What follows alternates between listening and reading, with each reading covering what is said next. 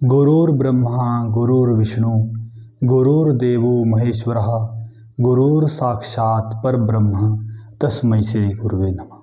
नमस्कार साथियों, एक बार फिर से आप सभी का आपके अपने YouTube चैनल अमेजिंग शिक्षा में बहुत बहुत हार्दिक अभिनंदन व स्वागत है।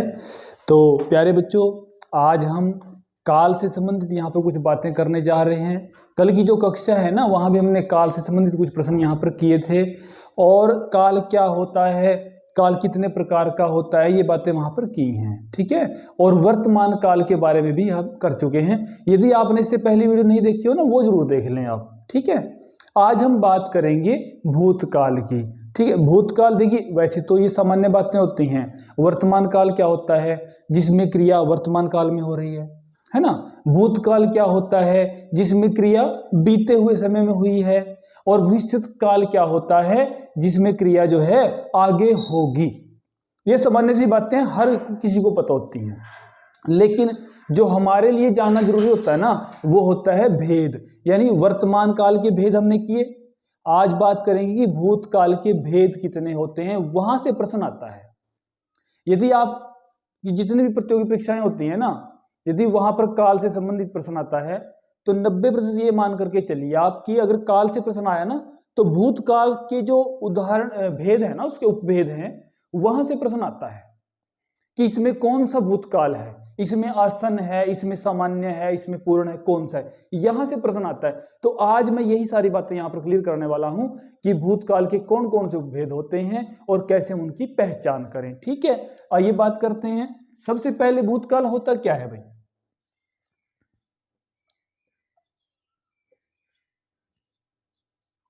क्रिया के जिस रूप से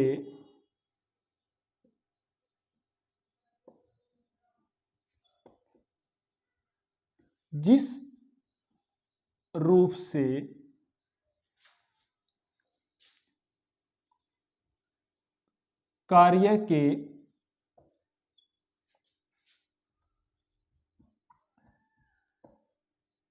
बीते हुए समय में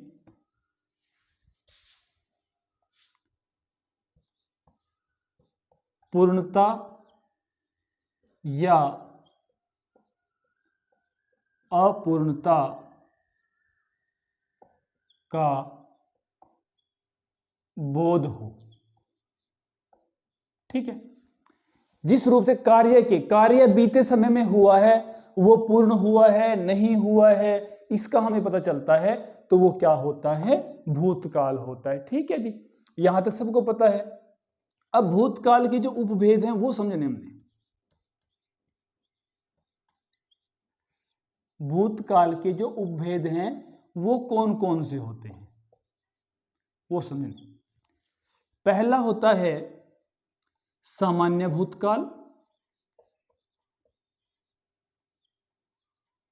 ठीक है जी।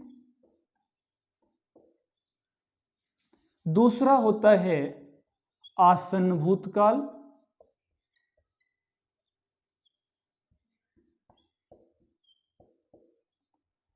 तीसरा होता है पूर्ण भूतकाल।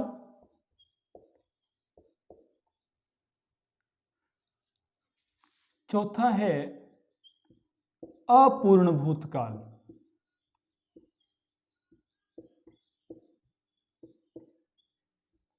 पांचवा संदिग्ध भूतकाल। ठीक है जी। और छठा होता है हेतुमत। बहुत इंपॉर्टेंट है ये।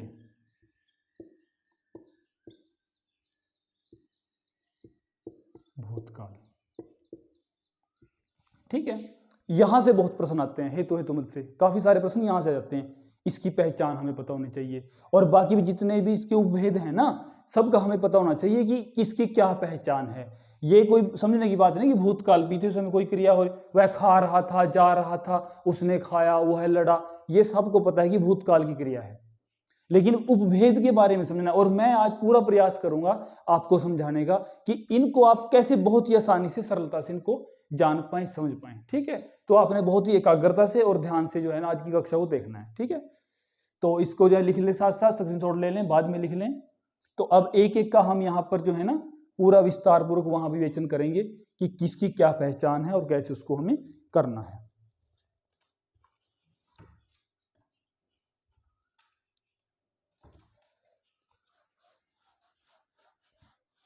सबसे पहले बात करेंगे हम जो सामान्य भूतकाल है वो क्या होता है। पहला है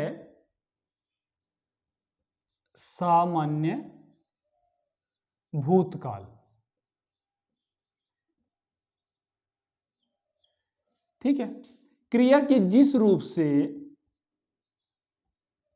इसकी ना परिभाषा भी लिख लें आप, क्योंकि परिभाषा अगर हमारे ध्यान होगी ना, थोड़ा सा याद होगा, फिर उदाहरण तभी समझ में आएंगे हमें। परिभाषा को जरूर समझना चाहिए। ठीक है, क्रिया के जिस रूप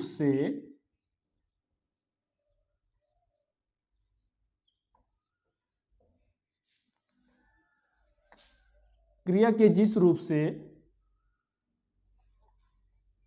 उसके बीते हुए समय में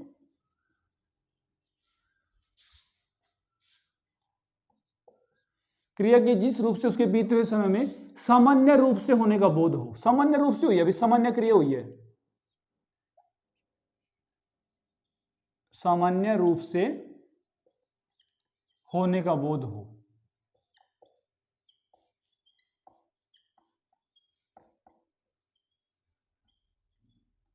ये होगी सामान्य। जैसे मोहन ने खाना खाया, मोहन ने खाना खाया एक सामान्य क्रिया है और बीते हुए समय की है, भूतकाल की है ना।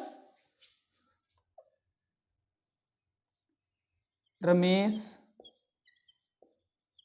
विद्यालय गया, एक सामान्य क्रिया है। ठीक है, रमा ने पुस्तक पढ़ी, है ना। सुरेश ने लेख लिखा, खाया, पिया, सोया, नहाया, है ना, हंसा, रोया, नाचा, कूदा, ये सारे सामान्य क्रियाएं जितनी भी हैं ये कौन से भूतकाल में आएंगी? सामान्य भूतकाल में आएंगी। ठीक है, ये ध्यान रखना आपने। दूसरा जो है आसन्न भूतकाल, ये थोड़ा सा इंपॉर्टेंट है, इसको थोड़ा ध्यान से देख लें। आसन्न भूतकाल ये क्या है, इसको समझें हम। ठीक है, आसन्न का अर्थ क्या होता है भाई? आसन्न का अर्थ होता है निकट, अभी अभी, समीप, समीप का समय। ठीक है, क्रिया के जिस रूप से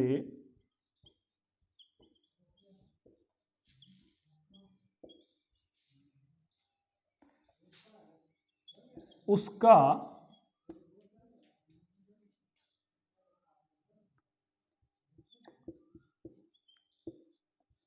निकट समय में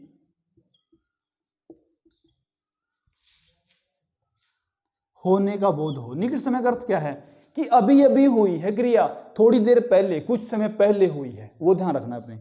उसका निकट समय में होने का बोध हो।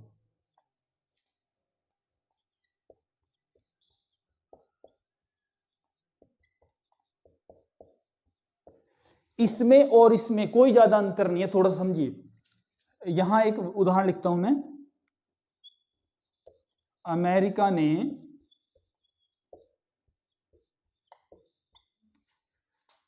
नागासाकी पर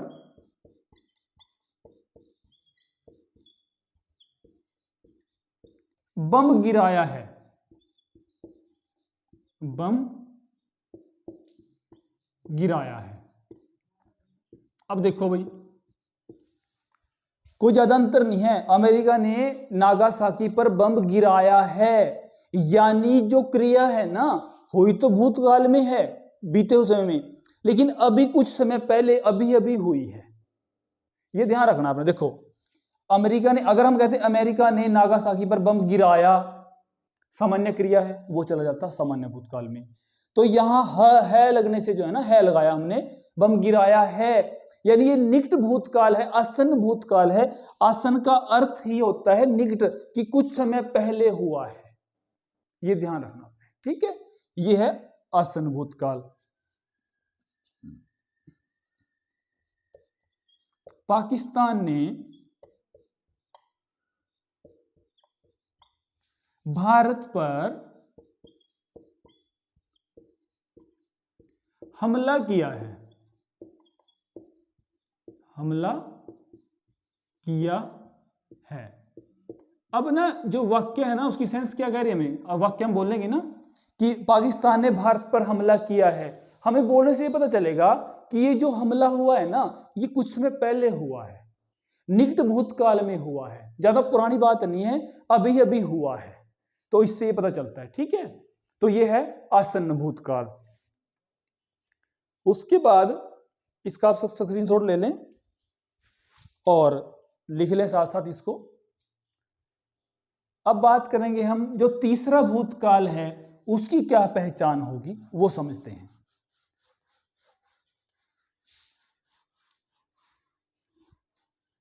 तीसरा है पूर्ण भूतकाल।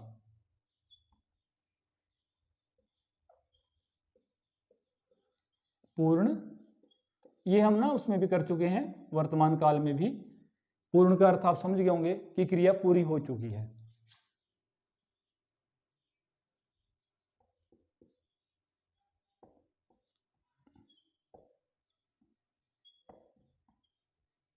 जिस रूप से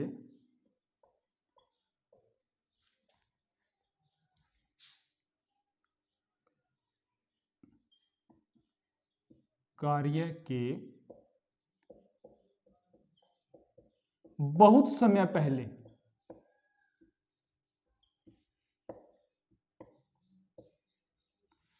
क्रिया के जिस रूप से कार्य के बहुत समय पहले होने का बोध हो।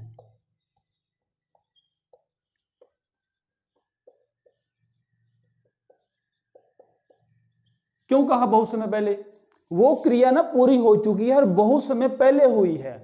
अगर क्रिया अभी अभी हुई है ना, वो किस में आएगा? आसन्न भूतकाल में आएगा। और सामान्य क्रिया खाया पिया सोया, वो किस में आएगा? सामान्य भूतकाल में आ जाएगा। और इसमें क्या कहता है कि जिस रूप से कार्य के बहुत समय पहले होने का पता चले। देखिए,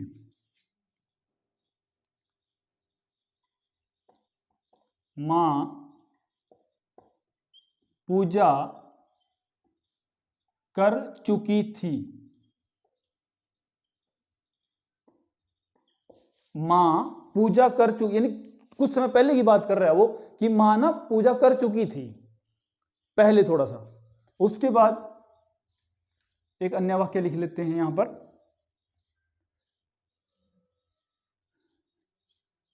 अमेरिका ने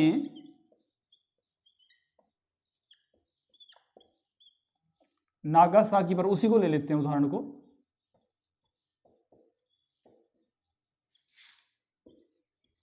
बम गिराया था। बहुत पुरानी बात है, बम गिराया था, है ना, 1945 की बात है ये। यानी अमेरिका ने नागासाकी पर बम गिराया था, बहुत समय पहले हुआ है, ये पूर्ण हो चुका है, पूर्ण भूतकाल। ठीक है, कालिदास ने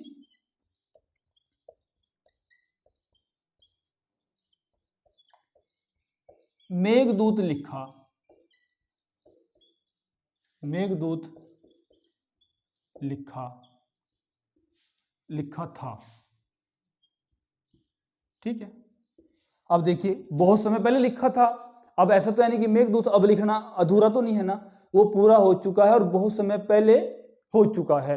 तो कालिदास ने मेघदूत, ये किस में आएंगे सभी? ये आएगा पूर्ण भूतकाल। यानी इस काल में क्या होगा, क्रिया हुई है बीते समय में, लेकिन बहुत समय पहले वो पूरी हो चुकी थी। ठीक है, ये हो जाएगा पूर्ण भूतकाल। और अगला है अपूर्ण भूतकाल। ये क्या है?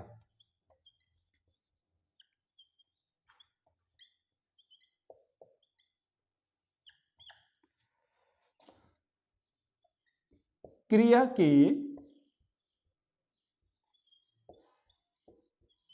जिस रूप से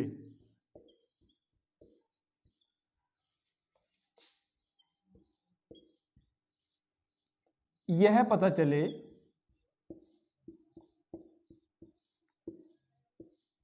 कि क्रिया बीते हुए समय में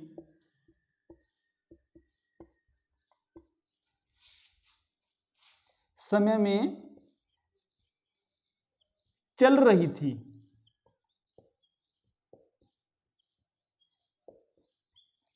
परंतु समाप्त नहीं हुई।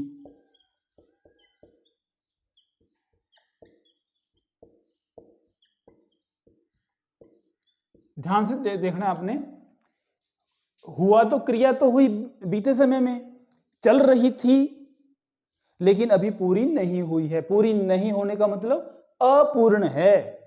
अगर पूरी हो जाती पूर्ण भूतकाल, और अगर पूरी नहीं है तो अपूर्ण भूतकाल। ठीक है, तो इसका उदाहरण देखते हैं हम। राधा गाना गा रही थी। देखिए, गा रही थी भूतकाल में हो रहा है, लेकिन क्रिया पूरी तो नहीं हुई ना, अब ये अधूरी है। तो ये कौन सा था, कौन सा काल होगा? ये अपूर्ण भूतकाल होगा। गा रही थी, रहा था, रहे थे, रही थी।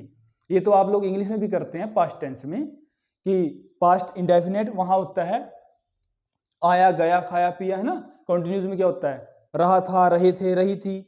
और उसमें परफेक्ट में क्या होता है? चुका था, चुके थे, चुकी थी। इस प्रकार से, ठीक है, वो ये हो जाएगा पूर्ण परफेक्ट, ये हो जाएगा। ये कंटिन्यू है, यानी भूतकाल में पास्ट में चल रही है क्रिया, लेकिन कंटिन्यू थी वो, है ना। मोहन खाना खा रहा था, खा रहा था। ये क्रिया तो भूतकाल की है, लेकिन वो कंटिन्यू है, वो समाप्त नहीं हुई है। इसे हम कौन सा काल कहेंगे? अपूर्ण भूतकाल कहेंगे। अगर यहां रहा है, रहे हैं ये आ जाए ना, फिर ये अपूर्ण वर्तमान होगा। बस ये आपने अंतर देखना है दोनों का, वर्तमान और भूतकाल में। ठीक है, अगर रहा था, रहे थे, रही थी आ गया, तो वो कौन सा हो जाएगा? वो अपूर्ण हो जाएगा। और चुका था, चुके थे, कर चुका था, गिराया था, ये किया था, वो किया था, वो सब किसमें है?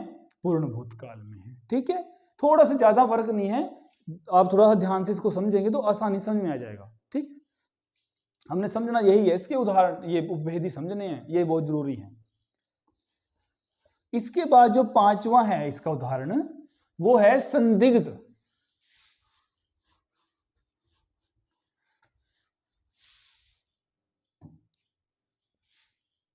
संदिग्ध का अर्थ होता है संशय।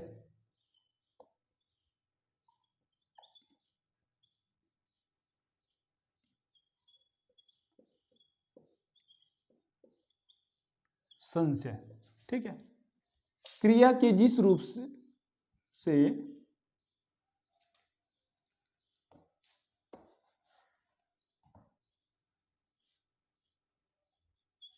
जब भूतकाल में या बीते हुए समय में क्रिया के होने में संदेह या संशय हो,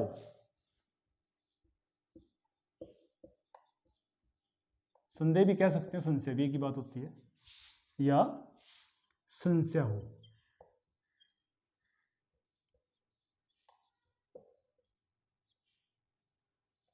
ठीक है। संशय है, होगा, वह जा रहा होगा, उसकी बस देखो, लगता है उसकी बस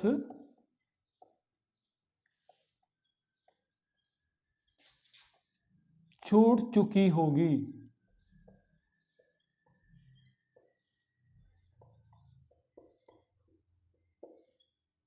बात तो यहां भूतकाल की है, चुकी होगी बस, यानी पहले हो चुका, उसकी बस छूट गई होगी, है ना।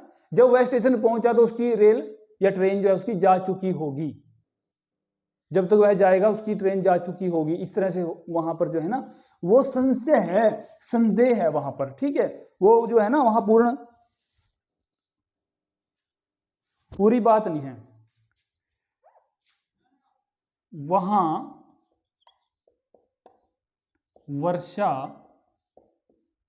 हो चुकी होगी, यानी वर्षा ना हो चुकी होगी, बंद हो गई होगी बारिश जो है ना, वहां वर्षा हो चुकी होगी। क्रिया तो है भूतकाल की, लेकिन वो वहां पर जो है ना ये निश्चित नहीं है हुई या नहीं हुई। क्रिया भूतकाल की, हम ये ना सोचें कि होगा होगी लगा हुआ है ना यहां पर, तो ये भविष्य ऐसा नहीं होगा। आप वाक्य को ध्यान से समझें, वहां वर्षा हो चुकी होगी, यानी उसमें भूतकाल का वाक्य है ये, और कौन से का है, संदिग्ध का, क्योंकि हमें यहां निश्चित नहीं है हम लोग कि यहां होगा या नहीं होगी। हम तो एक संदेह है, वहां संशय है मन में कि हो गई होगी, बर्फबारी हो चुकी होगी, इस तरह से, ठीक है। ये है संदिग्ध। और जो अंतिम है ना बहुत ही महत्वपूर्ण भूतकाल का उदाहरण है हेतु हेतुमत, और है भी बहुत आसान है, मुश्किल नहीं है बिल्कुल भी, बस थोड़ा सा इसको ध्यान से समझना आपने, ठीक है। देखो हेतु हेतुमत भूतकाल क्या होता है, जब भूतकाल की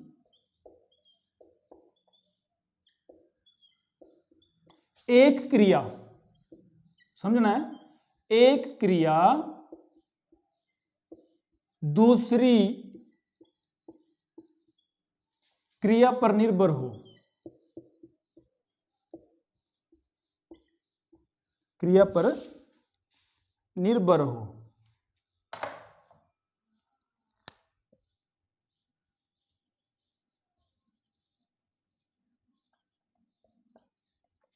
हेतु का अर्थ होता है कारण, ठीक है। हेतु कारण, यानी एक बात, एक क्रिया दूसरी से जुड़ी हुई है, एक क्रिया होती तब दूसरी होती, इसकी ये पहचान है, बस आपने ध्यान रखनी है, कारण, ठीक है। देखो अगर वर्षा होती, उदाहरण से हम बड़े आसानी समझ लेते हैं, अगर वर्षा होती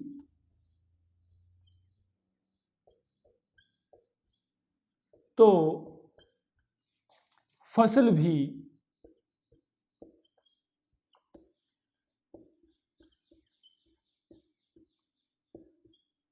अच्छी होती, ठीक है। वर्षा होती तो फसल भी अच्छी होती, एक क्रिया क्या है, वर्षा का होना, और दूसरी क्रिया क्या है, फसल का अच्छा होना, यानी फसल का अच्छा होना किसके ऊपर निर्भर करता है, वो वर्षा के ऊपर निर्भर करता है। इस तरह के वाक्य आपको किसमें मिलेंगे, हेतु हेतुमत भूतकाल में, जहां आपको लगता है एक क्रिया दूसरी क्रिया के ऊपर निर्भर है, ठीक है। अगर तुम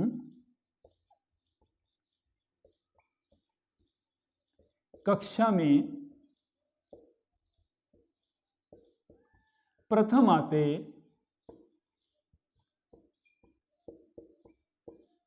तो मैं तुम्हें साइकिल दिलाता,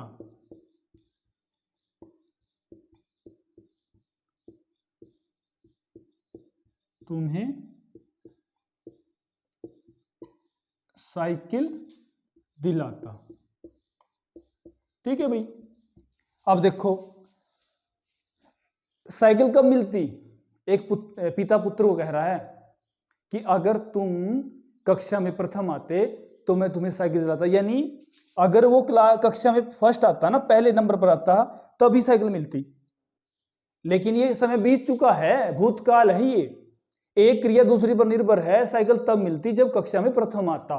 इस तरह के जितने भी उदाहरण होंगे ना वो सारे के सारे किसमें होंगे, वो हेतु हेतुमत, बहुत ही महत्वपूर्ण काल है ये, और ध्यान से पढ़ना इसको आपने, इसमें से बहुत, इसके उदाहरण बहुत पूछे जाते हैं परीक्षाओं में, ठीक है। ऐसे बहुत से उदाहरण हैं, कर सकते हैं आप, जैसे हम कहें कि यदि तुम मेरे घर आते तो मैं तुम्हारे साथ जरूर चलता, मेरा चलना उसके साथ कब था, यानी अगर वो मेरे घर आता तभी तो चलता मैं उसके साथ। ये भी कौन सा काल हो गया, हेतु हेतुमद भूतकाल हो गया। ठीक है, इस तरह के आप बहुत से उदाहरण आप कर सकते हैं। ठीक है, तो आज की भूतकाल की हमारी कक्षा थी, उसके 6 उपभेद आपने ध्यान से उनको समझना है। सामान्य में सामान्य क्रिया है, आसन में भूतकाल में काम हुआ है लेकिन अभी अभी हुआ है, किसमें, आसन भूतकाल में। आगे पूर्ण भूतकाल, जो क्रिया जो है ना भूतकाल में हुए बहुत समय बीत चुका है, काफी समय पहले हुई थी वो क्रिया, है ना, तो वो कौन सा हो गया, पूर्ण भूतकाल हो गया। अपूर्ण भूतकाल में क्या था कि जो क्रिया है ना हुई तो भूतकाल में लेकिन वो चल रही थी, कंटिन्यू थी, वो समाप्त नहीं हुई थी, अपूर्ण थी, वो अधूरी थी, तो ये किस में हो जाएगा, अपूर्ण भूतकाल में हो जाएगा, नाम से पता चल जाता है।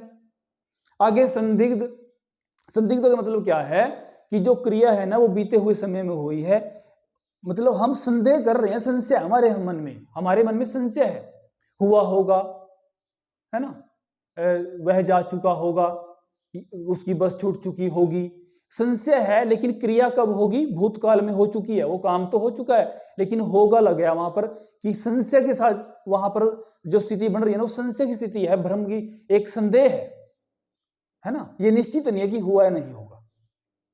और अंतिम जो है हेतु हेतुमद भूतकाल, इसमें क्या होगा कि एक क्रिया जो है दूसरी के ऊपर निर्भर होगी और भूतकाल में होगी।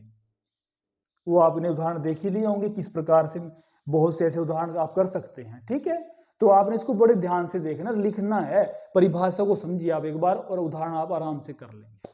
ठीक है बच्चों, तो सर्वे भवन्तु सुखिनः, सर्वे सन्तु निरामया, इसी मंगल कामना के साथ मैं अपनी वाणी को यही विराम देता हूँ। जय हिंद, वंदे मातरम।